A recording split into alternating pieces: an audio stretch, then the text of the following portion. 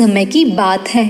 यमुना नदी के पहाड़ी पर स्थित एक गांव में राम शर्मा नाम के एक धनवान ब्राह्मण रहते थे। वह बड़े परिश्रमी और दयालु स्वभाव के थे।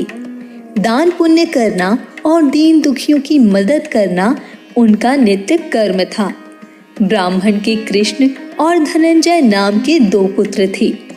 ब्राह्मण अब बूढ़े हो गए थे, इसलिए गृहस्थी का कार्य पुत्रों को सौंपकर वन में तपस्या करने चले गए। वन में कुछ समय रहने के बाद उनकी मृत्यु हो गई। उनकी मृत्यु के बाद उनके दोनों पुत्र गलत राह पर चलने लगे।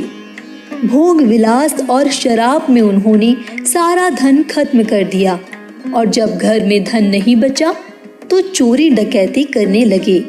एक दिन रात में वह दोनों किसी घर में चोरी कर रहे थे कि राजा के सिपाहियों ने उन्हें पकड़ लिया। सिपाही उन्हें राजा के पास ले आए और राजा ने दंड स्वरूप उन दोनों को देश से निकाल दिया।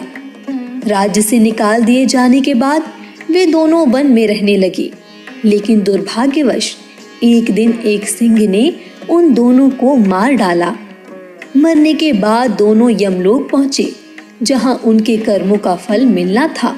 पूरा लेखा जोखा करने के बाद चित्रगुप्त ने कृष्ण को नरक में डालने और धनंजय को स्वर्ग में जाने का आदेश दिया। चित्रगुप्त की आज्ञा अनुसार यमदूत ने कृष्ण को नरक में डाल दिया और धनंजय को लेकर स्वर्ग जाने लगा।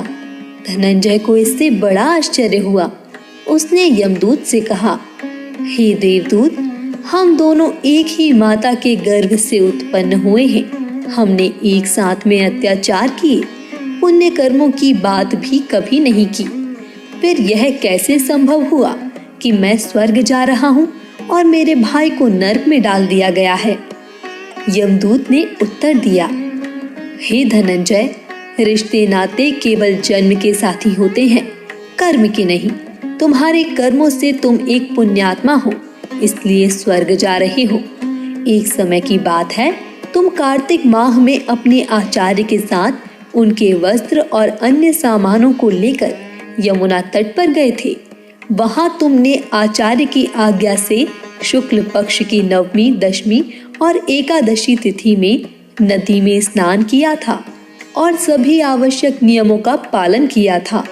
उसी के पुण्य प्रताप से तुमको अक्षय स्वर्ग जाने का फल प्राप्त हुआ है।